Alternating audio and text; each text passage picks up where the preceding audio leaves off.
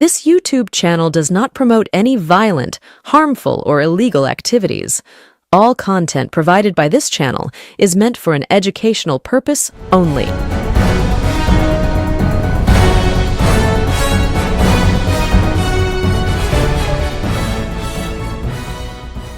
বিরোধী দলনেতা শুভেন্দু অধিকারী, সেই শুভেন্দু অধিকারী বর্তমানে ভয়ঙ্কর নার্ভাস। শুভেন্দু অধিকারীর ঘনিষ্ঠ মহলে ফিসফিসানি উঠে গিয়েছে। শুভেন্দু অধিকারীকে কি এতটা নার্ভাস কখনো লেগেছে? যদিও শুভেন্দু অধিকারী একসময় দাপটের সঙ্গে তৃণমূল কংগ্রেস করেছেন, তৃণমূল কংগ্রেসের হয়ে মন্ত্রিত্ব সামলেছেন, সাংসদ হয়েছেন একাধিকবার। এমনকি মমতা বন্দ্যোপাধ্যায়ের নির্দেশে শুভেন্দু অধিকারী 4-5টিরও বেশি জেলার দায়িত্ব নিয়ে কাজ করেছেন, সেখানে সংগঠনকে দেখেছেন। সেই শুভেন্দু অধিকারী হঠাৎ নার্ভাস। আমরা সকলেই জানি যে 2020 সালের ডিসেম্বর মাসে শুভেন্দু অধিকারী নিজের উচ্চাকাঙ্ক্ষা, অর্থাৎ মুখ্যমন্ত্রী হওয়ার যে উচ্চাকাঙ্ক্ষা তার মধ্যে ছিল, শুভেন্দু অধিকারী যখন বুঝতে পারেন অভিষেক বন্দ্যোপাধ্যায়ের উত্থান, এবং এই উত্থানের ফলে শুভেন্দু অধিকারী বুঝতে পারেন যে মুখ্যমন্ত্রী হওয়ার তার হবে না, তাই তিনি নিজের সমস্ত তল্পিতল্পা গুটিয়ে বিজেপিতে যোগদান করেন। যোগদান করে বিরোধী দলনেতার আসনে বসেন। কিন্তু তারপর থেকে যত দিন গেছে শুভেন্দু অধিকারীকে আমরা দেখতে পেয়েছিলাম রাজনৈতিক ময়দানে তৃণমূলের বিরুদ্ধে খড়গহস্ত হয়েছেন, তৃণমূল কংগ্রেসের বিরুদ্ধে বিভিন্ন ইস্যুতে একদম চোখা চোখা বাক্যবাণে তৃণমূল কংগ্রেসকে বিদ্ধ করেছেন। তখন মোটামুটি রাজ্য রাজনীতিতে যতই বিজেপি ক্ষমতায় না আসুক, অনেকেই ভেবেছিলেন, শুভেন্দু অধিকারী ঘনিষ্ঠ মহল তো বটেই, বিজেপির অনেকে ভেবেছিলেন, বিজেপির কেন্দ্রীয় নেতৃত্ব ভেবেছিলেন শুভেন্দু অধিকারী এমন একজন মানুষ যার কাঁধে ভর করে বাংলায় বিজেপি ক্ষমতায় আসতে পারে। শুভেন্দু অধিকারীও বিরোধী দলনেতা হিসাবে যথেষ্ট কনফিডেন্ট ছিলেন, কিন্তু সেই শুভেন্দু অধিকারী বর্তমানে বেশ নার্ভাস। শুভেন্দু অধিকারীর কি প্যানিক অ্যাটাক হচ্ছে? প্রশ্ন উঠছে। তার বিভিন্ন কারণ রয়েছে। কারণ 2021-এ বিজেপির যে ভরাডুবি হয়েছিল তার দায় শুভেন্দু অধিকারীর একার ছিল না। তার কারণ তখন বিজেপির দল সামলাচ্ছিল দিলীপ ঘোষ, মুকুল রায়। কিন্তু তৎপরবর্তী সময়ে মুকুল রায় তৃণমূল কংগ্রেসে ফিরে যান, দিলীপ ঘোষও সভাপতি হিসাবে অতীত হয়ে যান, সুকান্ত মজুমদার দায়িত্ব নেন, শুভেন্দু অধিকারী বিরোধী দলনেতা হন। বলা যায় সুকান্ত শুভেন্দু জুটি বাংলা জুড়ে বিজেপির হয়ে কাজ করতে শুরু করে। কিন্তু সেই জুটিও 2024 লোকসভা নির্বাচনে ভরাডুবির মুখ দেখে। দিলীপ জামানায় 18টি লোকসভা সিট থেকে ধুম করে 12তে নেমে আসে। তারপর থেকেই শুভেন্দু অধিকারী নার্ভাস হতে শুরু করেন। সরকার বিরোধী বিভিন্ন ইস্যু সামনে এসেছিল, বিভিন্ন দুর্নীতি, শিক্ষক নিয়োগের দুর্নীতি, বালি চুরি, কয়লা চুরি, হেনা তেনা অনেক কিছু নিয়ে রাজ্য রাজনীতি সরগরম হয়েছিল। কিন্তু শুভেন্দু অধিকারী বিজেপির ব্যানারে কোনো কর্মসূচি কি সফলভাবে করতে পেরেছেন? বিভিন্ন অরাজনৈতিক ব্যানারে তিনি প্রোগ্রাম করেছেন, কিন্তু বিজেপির ব্যানার নিয়ে তাকে সে অর্থে সফল প্রোগ্রাম করতে দেখা যায়নি। যদিও নবান্ন অভিযান হয়েছে, মিটিং হয়েছে, মিছিল হয়েছে, কিন্তু কোনোটি সেই অর্থে বিজেপির ব্যানারে হয়নি। শুভেন্দু অধিকারী নির্ঘাত বুঝতে পেরে গিয়েছিলেন বিজেপির মধ্যেই তার জনপ্রিয়তা ধীরে ধীরে তলানিতে ঠেকছে। নার্ভাস হতে শুরু করেন শুভেন্দু অধিকারী। বলা যায় শুভেন্দু অধিকারী দিলীপ ঘোষের সঙ্গে তার যে একটি দ্বন্দ্ব প্রকাশ্যে চলে আসে, তারপর আরো বেশি নার্ভাস হয়ে যান। শুভেন্দু অধিকারী বুঝতে পারেন যে বিজেপির মধ্যে এখনো তিনি সে অর্থে গ্রহণযোগ্য হয়ে ওঠেননি। তার গায়ে পাল্টিবাজ, ধান্দাবাজ, দলবদলু, গদ্দার এরকম নানান তকমা একেবারে ফেভিকলের মতো চিপকে রয়েছে। শুভেন্দু অধিকারী বুঝতে পারেন এখনো পর্যন্ত শুভেন্দু অধিকারী বিজেপিতে আদি নেতাদের কাছে আপন হয়ে ওঠেননি। শুভেন্দু অধিকারীর বক্তব্যতেও সেই হতাশা ঝরে পড়েছে। শুভেন্দু অধিকারী প্রকাশ্য জনসভায় বলেছেন যে আমি সমস্ত মন্ত্রিত্ব, ব্যাংকের চেয়ারম্যানের পদ ছেড়ে বিজেপিতে এসেছি, আমি পালিয়ে যাওয়ার লোক নই। শুভেন্দু অধিকারী যেন বোঝাতে চেয়েছেন যে দেখো ভাইয়া, আমার আর কোনো গতি নেই, অনেকেই তৃণমূল কংগ্রেসে ফিরে গিয়েছে, কিন্তু আমাকে তৃণমূল কংগ্রেসও আর নেবে না, আমাকে তোমরা আপন করে নাও। শুভেন্দু অধিকারী এই বার্তাই দিতে চেয়েছেন নিজের হতাশা থেকে। আগে একবার শুভেন্দু অধিকারী সেই বার্তা শুনবো, তারপরে আসছি আসল কথায়, যেখানে প্রমাণ হয়ে যাচ্ছে শুভেন্দু অধিকারী কিভাবে নার্ভাস হচ্ছেন, কিভাবে তার প্যানিক অ্যাটাক হচ্ছে। লক্ষ্য পূরণ হতে পারে শুধুমাত্র কথাবার্তা, আলাপ আলোচনার মধ্য দিয়ে। আমাদের যত বেশি আমরা কথা বলবো, যত বেশিবার আমরা আত্মিকতার সঙ্গে গ্রহণ করব, যত বেশিবার আমরা চা চক্র অথবা সহভোজে মিলিত হব, ততই বেশি করে আমি আপনাকে চিনতে পারবো, আপনি আমাকে চিনতে পারবেন। আরেকটা গ্রুপের মধ্যে থাকে নিজে দল ছাড়ে, সব পথ ছেড়ে দল ছাড়ে, কোনো কিছু পাওয়ার উদ্দেশ্য না নিয়ে রাজনৈতিক দলের পরিবর্তন ঘটে। আমি মনে করি আমি সেই তৃতীয় গ্রুপে পড়ি। 5টা দপ্তর ছেড়ে, 3টে বড় ব্যাংকের চেয়ারম্যান ছেড়ে আমি ভারতীয় জনতা পার্টিতে এসেছি এবং অনেকেই পালিয়েছে। শুভেন্দু অধিকারী পালানোর লোক নয়। দেখলাম শুনলাম শুভেন্দু অধিকারীর বক্তব্য, স্পষ্টতই হতাশা ঝরে পড়ছে শুভেন্দু অধিকারীর এই বক্তব্যে। না হলে কেন বারবার তাকে সাফাই গাইতে হবে যে আমি সবকিছু ছেড়ে বিজেপিতে এসছি, আমি পালিয়ে যাওয়ার জন্য আসিনি? আসলে তিনি অর্ধসত্য বলেছেন। তিনি সত্যি সবকিছু ছেড়ে বিজেপিতে গিয়েছিলেন, তার কারণ তিনি বুঝতে পেরে গিয়েছিলেন যে তৃণমূল কংগ্রেসে থেকে তার মুখ্যমন্ত্রী হওয়া হবে না, তৃণমূল কংগ্রেসের নাম্বার 1 হওয়া হবে না। আর আরো একটা কথা তিনি বিজেপির ভরা সভায় লুকিয়ে গিয়েছেন। তিনি বলছেন তিনি পালিয়ে যেতে আসেননি। তিনি পালিয়ে যেতে আসেননি এ কথা ঠিক, কিন্তু যে কথা তিনি লুকিয়ে গেছেন সেটা হচ্ছে পালিয়ে যাওয়ার তার আর পথ নেই। তৃণমূল কংগ্রেসের দরজা তার জন্য বন্ধ। কংগ্রেস সিপিএম এর ভবিষ্যৎ এই বাংলায় আর নেই, তাই বিজেপি ছাড়া তার আর কোনো গতি নেই। তাই বারবার সাফাই গাইতে হচ্ছে। যেরকম ভাবে তাকে বারবার বলতে শোনা যায় মমতাকে 1956 ভোটে হারিয়েছি, মমতাকে 1956 ভোটে হারিয়েছি। একমাত্র তার এই রাজনৈতিক জীবনে এটাই সব থেকে বড় সাফল্য। মমতা বন্দ্যোপাধ্যায়কে হারিয়ে সে যে সফল সেটা প্রমাণ করতে হচ্ছে, যদিও সেই সফলতায় কালির দাগ রয়েছে। কিন্তু শুভেন্দু অধিকারী বারবার মেজাজ কেন হারাচ্ছেন? শুভেন্দু অধিকারী নার্ভাস কেন হচ্ছেন? শোনা যাচ্ছে নন্দীগ্রাম নিয়ে শুভেন্দু অধিকারী আর কনফিডেন্ট নন।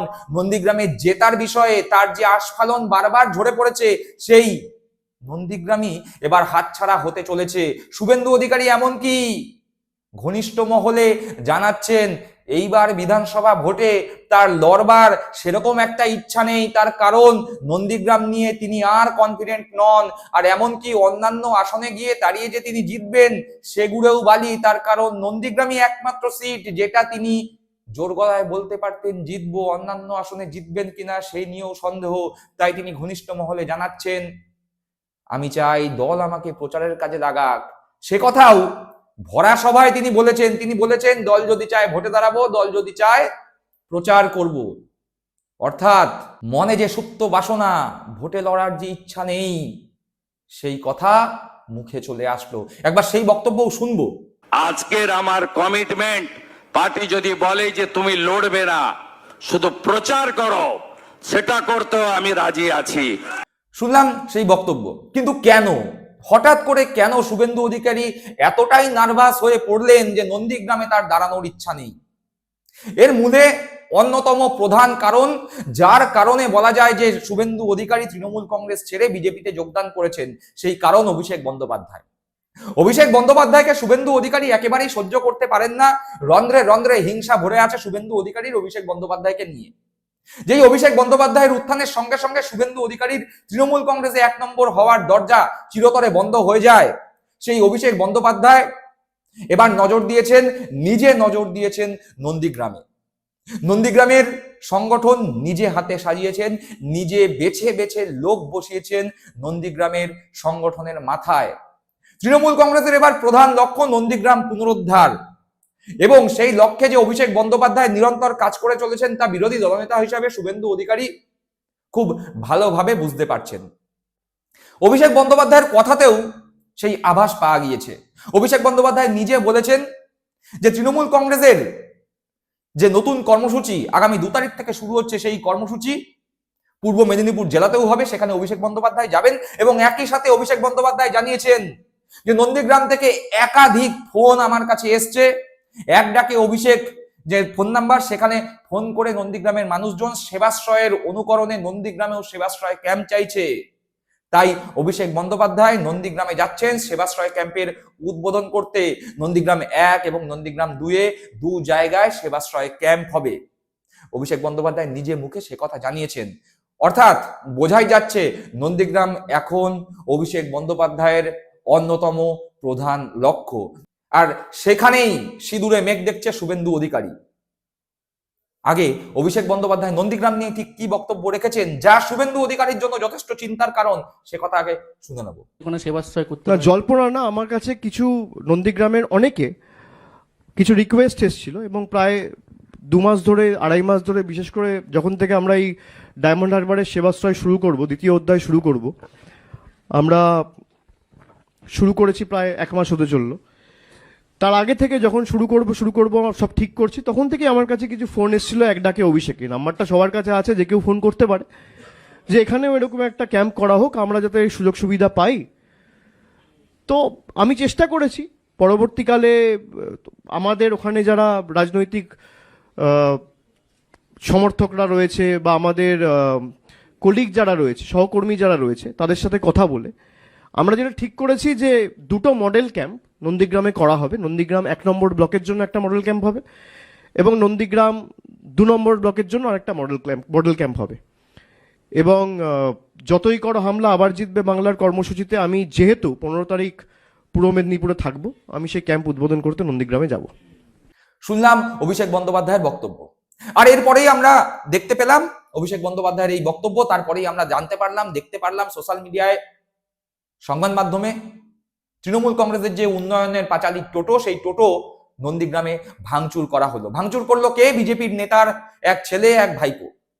সেই বিজেপির হারমাতকে, সেই বিজেপির গুন্ডাকে পুলিশ ধরে নিয়ে যায়। শুভেন্দু অধিকারী এতটাই মেজাজ হারাচ্ছেন, এতটাই নার্ভাস, যে একজন গুন্ডাকে ছাড়াতে নন্দীগ্রাম থানায় শুভেন্দু অধিকারী নিজে বিরোধী দলনেতা হয়ে ছুটে গেলেন, পুলিশকে হুমকি দিচ্ছেন এবং সেখানেও পুলিশকে বলছেন মমতাকে 1956 ভোটে হারিয়েছি, মমতাকে হারিয়েছি।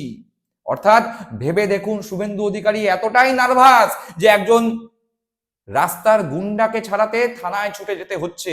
একবার শুভেন্দু অধিকারী বিরোধী দলনেতা থানায় গিয়ে কি ধরনের আচরণ করলেন সেটাও দেখব। রন্ধ্রে রন্ধ্রে সব লোক ঢুকে আছে, রন্ধ্রে রন্ধ্রে মমতাকে হারানো লোক আমি 5 বছর সরকার চালাতে দিইনি।